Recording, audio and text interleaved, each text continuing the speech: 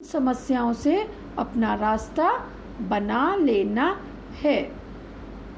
उनमें उसी में लिपटे हुए सपने हमारे हैं, जो भी हैं वक्ष खोले डोलती अमराइयाँ।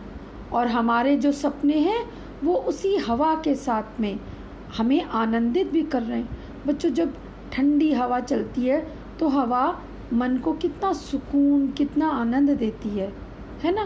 तो इसी तरह जो भी सपने उसमें लिपटे हुए हैं वो उसी ठंडी हवा में हमारे सपने भी लिपटे हुए हैं। बच्चों, सबने आम का पेड़ देखा है, ठीक? जब आंधी आती है तब आम के पेड़ पर लगी हुई कुछ अमियाँ टूट करके गिर जाती हैं। अब जब आंधी रूपी मुसीबत आई हमारे ऊपर तो हमें उन कच्ची अमियों की तरह टूट कर गिरना नहीं है। हमें क्या करना है? हमें तो मजबूत आम बन करके उस पेड़ पर रहना है। अब हम जब उस पेड़ पर रहेंगे तब ही तो हम पके हुए आम बन पाएंगे, अन्यथा क्या होगा? अन्यथा हम हार जाएंगे। और जब हम हार जाएंगे तो हमारी सफलता की कहानियाँ कौन गढ़ेगा? हमें उस पके हुए आम बनने के लिए वृक्ष खोले डोलती अमराइयाँ। और जब हम पेड़ पर लगे रहेंगे मजबूत आम की तरह, मतलब हम जब दृढ़ इच्छा शक्ति के साथ अपने लक्ष्य को प्राप्त करने में लगे रहेंगे तो उस आम का स्वागत कौन करती है? वृक्ष की अमराइयाँ। मतलब हम पेड़ पर लगे हुए जो वृक्ष हैं उनमें अमराई, जो घने आम के जंगल हैं, उनके जो पेड़ पौधे हैं वो उनकी बढ़ाई करती हैं। तो हमारे अंदर भी जो एक हृदय है उस पे आनंदित होगा। जब हम लक्ष्य को अपने प्राप्त कर लेंगे तो हमारा हृदय भी उस अमराई की तरह आनंदित होगा कि हमने भी अपनी दम पे, अपने बल पे अपने लक्ष्य को प्राप्त किया, अपने रास्ते का स्वयं निर्माण किया।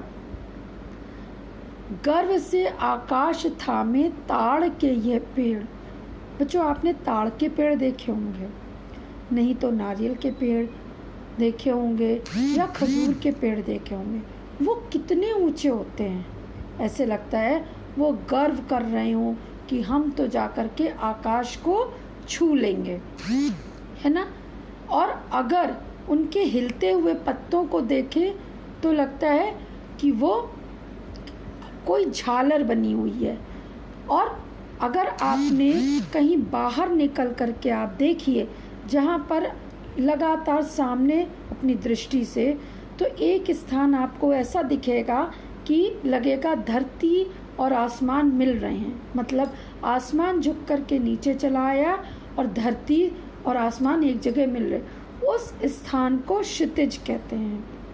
तो वहीं पर जो गर्व से जब ये आकाश को छूते हुए ताड़ के पेड़ लगे हुए होंगे और उसके पेड़ हवा में हिल रहे होंगे और ऐसा लग रहा होगा मानो क्षितिज पर झालर हिल रही है और कोई झालर उस जगह क्षितिज पर हिलती हुई दिखाई दे रही है। फलों से मारती खिलखिलाती शोक अल्हड़ हवा। और फलों को छूती हुई शोक, जिसको हवा जब चलती है उसको कोई भी चीज़ समझ नहीं आती। अगर बहुत तेज़ है, अगर उसी हवा ने आंधी का रूप ले लिया तो उन फलों को वो तोड़ते हुए निकल जाती है। लेकिन अगर वो धीमे चलती है तो वो क्या होती है? उन पौधों को, उन फलों को, उन फूलों को सहलाती हुई भी निकल जाती है। अल्हड़ किसे कहते हैं बच्चों? अल्हड़ का मतलब होता है जो बिल्कुल भी नादान हो, भोली हो, लापरवाह हो। और शोक का मतलब होता है तेज़।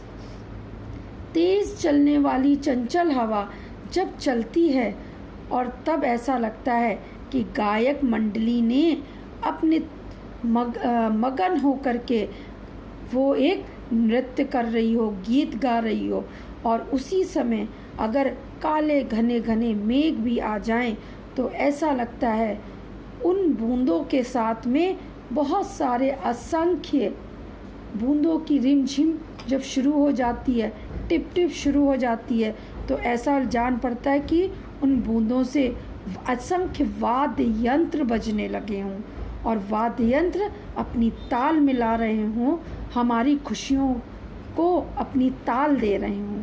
तो मतलब हमारे समस्त जीवन में हमारे लक्ष्य को प्राप्त करने में कितनी भी कठिनाई आ जाए, कितनी भी समस्याएं आ जाए, हमें कभी भी हार नहीं माननी चाहिए। हमें उस कच्चे आम की तरह नहीं बनना चाहिए जो आंधी में टूट करके गिर जाते हैं, परंतु हमें पका हुआ आम बन करके उस पेड़ पर ही लटके रहना चाहिए, ताकि अमराई जो है, आमों के जो बाग बगीचे हैं, आमों का जो झुरमुट है, समूह है, उसमें चलने वाली हवा हमारा क्या करे, मार्गदर्शन करने के साथ हमारी गवाह बने, हमारी सफलता की, तरक्की का वो गवाह बने, साक्षी बने। नदी बनने की प्रतीक्षा में कहीं नीचे शुष्क ताल में नाचता एक अंजुरी जल। बेटा, अंजुरी का मतलब होता है जब हम दोनों हाथों को जोड़ लेते हैं तो जो बीच में गड्ढा बनता है उसे हम कहते हैं अंजुरी, और उसमें कुछ भी चीज़ डाली या भरी जा सकती है। तो अगर उस अंजुरी में हमने जल भर लिया है और वो जल किसी सूखे हुए तालाब में गिर गया है, जो कोई नीरस है, उसमें कोई भी सूखा पड़ा हुआ है, तो उस जल को भी इस तरह की प्रतीक्षा होनी चाहिए कि कहीं यह जल भी नदी का रूप ले ले। मतलब हमारे पास कितनी भी विफलताएं हों, कितनी भी संसाधनों की कमी हो, लेकिन हमें अपने लक्ष्य से पीछे नहीं हटना चाहिए। निरंतर अपने लक्ष्य प्राप्ति की ओर बढ़ते रहना चाहिए। क्यों? क्योंकि सभी बन रहा है कहीं जो विश्वास, जो संकल्प हमसे बस उसी के ही हैं सहारे। जहाँ पर हमारा विश्वास है, दृढ़ विश्वास हमारे अंदर है, हमारे हृदय में है, जो हमने संकल्प लिया है, उसी संकल्प, उसी दृढ़ विश्वास के साथ ही हम खड़े हैं। वही हमारा सहारा है और कोई हमारा दुनिया में सहारा नहीं है। हम अपनी सहायता स्वयं करते हैं। कोई कुछ भी हमें दे दे, परंतु जब तक हम स्वयं प्रयास नहीं करेंगे हमारा भला नहीं होगा। उदाहरण के स्वरूप आपके सामने खाने के लिए बहुत सारी वस्तुएं रखी है, परंतु जब उन वस्तुओं को जब तक आप उठा के खाओगे नहीं, आपको उसका स्वाद नहीं मिलेगा, आपकी उदर पूर्ति नहीं होगी, मतलब आपका पेट नहीं भरेगा। तो उस किसी भी चीज़ का स्वाद चखने के लिए हमें कठिन परिश्रम करना ही पड़ता है। मेहनत से हमें जी नहीं चुराना चाहिए। लीक पर वे चलें जिनके चरण दुर्बल और हारे हैं, और लीक पर वे लोग चढ़ें जिनके चरण क्या हैं, दुर्बल हैं, कमज़ोर हैं और हारे हैं। हमें तो जो हमारी यात्रा से बने ऐसे अनिर्मित पंथ प्यारे हैं, और हमारी यात्रा से जो बने हुए अनिर्मित पंथ हैं जो किसी ने नहीं बनाए, हमने अपनी सफलता की कहानियों को खुद रचा है, खुद गढ़ा है, हमें तो वो ही पंथ, वो ही रास्ते प्यारे हैं।